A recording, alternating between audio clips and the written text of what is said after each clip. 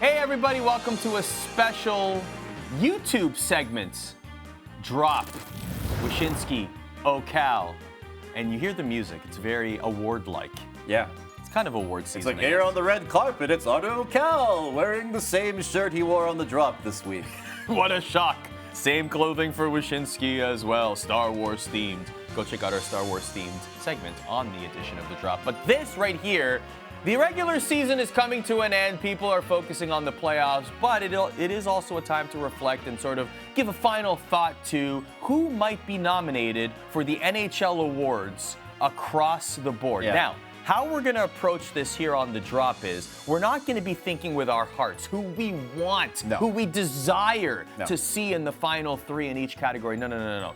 We are going to use our minds. That's right. We're going to use the side of the brain that's logical, whatever side of the brain that is. Here's the thing you got to know about the voting for these awards. The Professional Hockey Writers Association, of which I'm a part, we got our ballots on Tuesday. Okay. The votes go on until 7 o'clock Monday night, April 17th, right before puck drop for the playoffs.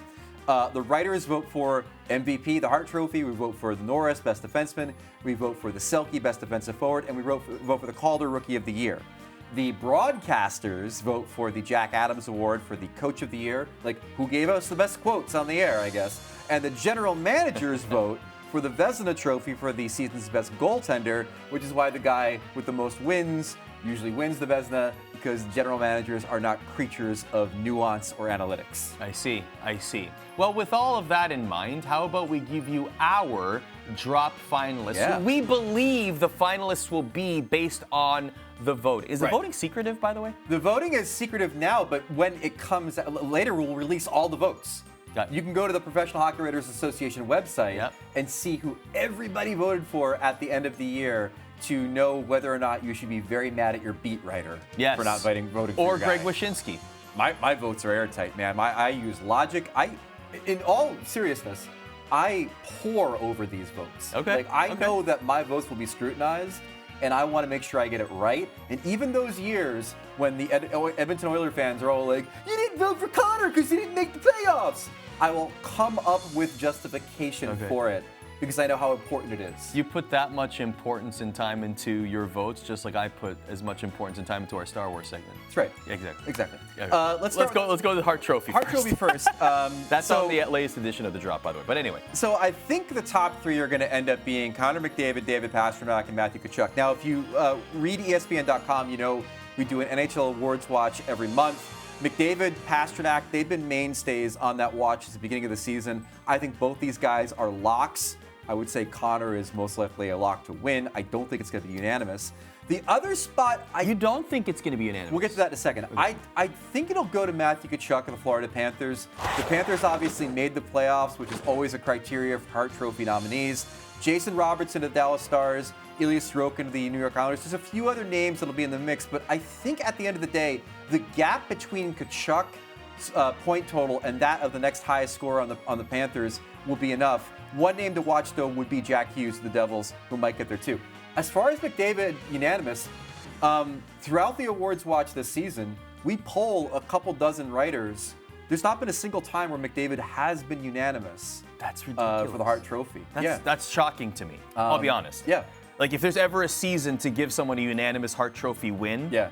Now, that could change. Like, you know, guys like Tage Thompson were getting votes. You know, guys that didn't make the playoffs were getting votes. So maybe at the end of the day, it'll consolidate around McDavid.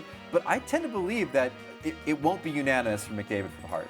Just a couple things from my end here. David Pastrnak would win the Hart Trophy many other years. Yeah, very much so. Sorry, the Connor McDavid bulldozer just happens to exist this year. Yeah. And Matthew Tkachuk, like, you can make an argument that other than McDavid, he might be the most valuable to his team this season. Yeah. Right? Like the literal definition of it. So it's almost a victim of circumstance because McDavid's had such a great year. But Matthew Tkachuk absolutely belongs on this list. McDavid also has Draisaitl on his team, too, which I think is an impact for voters and their perception of what he does. There is a perception of Tkachuk maybe doing more heavy lifting on his own on that team this year. Yeah. And also, again, they closed strong. He had a very strong stretch run, which is, you know, fresh in the mind of voters towards the end. Norris Trophy. Yeah, Erik Karlsson, I think, will definitely be one of the lock nominees for the Norris for a 100-point season. As you can see, first defenseman with 100 points since 92. The other two are tricky. I do think Adam Fox might be a stronger lock than Rasmus Dahlin, but at the end of the day, I think they both get in. Now, the Dahlin one might be a little tricky because the Sabres didn't make the playoffs, but he's had such an outstanding season. I think it'll end up being him.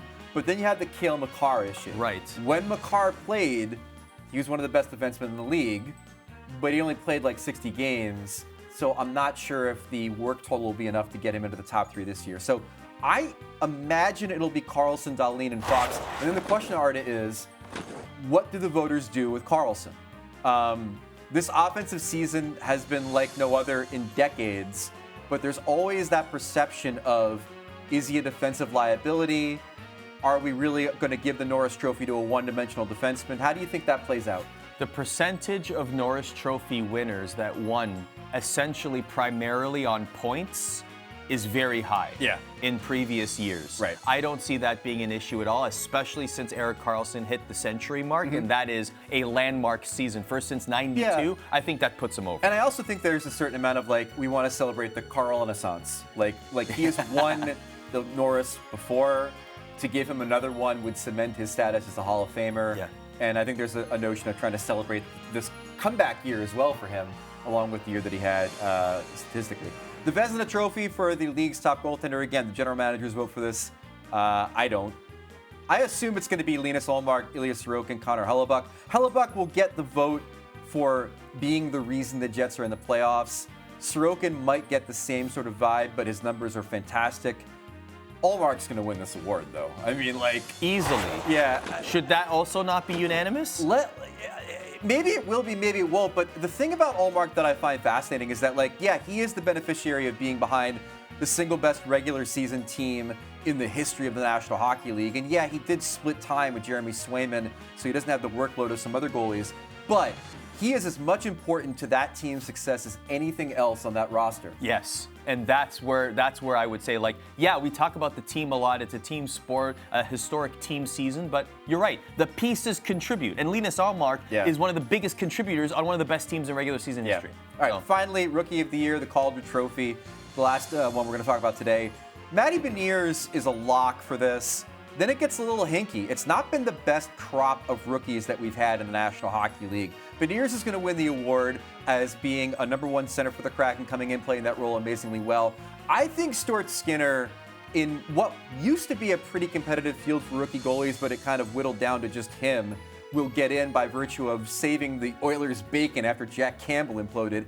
That last spot's the real tricky one. You have Maselli on the Coyotes, you have McTavish on the Ducks.